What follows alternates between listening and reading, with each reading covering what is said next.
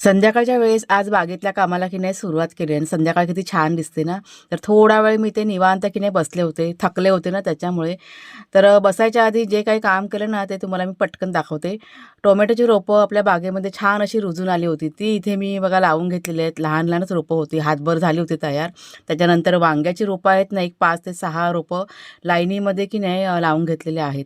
आणि मग आम्ही गेलो इथे घेवड्याची वेल म्हणजे बियाणं लावायला. तर कुणालच्या बाबा इथे खड्डा करून ठेवला होता. त्यात राख आणि शेण घालून ठेवलं होतं आणि बियाण्यापैकी नाही सकाळीच मी भिजत घातलं होतं घेवड्याचं. समीक्षा आली तेवढ्यात तिच्यासोबत गप्पा मारत-मारत इथं आमच्या की नाही कामाला सुरुवात झाली.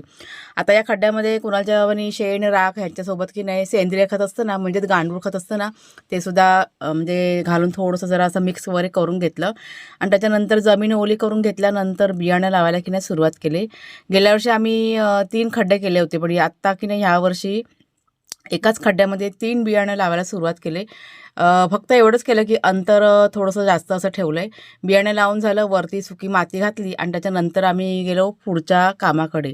म्हणजे पालेभाजीचा आपला वाफा आहे ना, तिथे छान असे मटारचे दाणे मी घातले होते आणि वेली आहे ना, बऱ्यापैकी म्हणजे बोटभर वेली आता तयार झालेल्या आहेत त्या मटारच्या दाण्याच्या.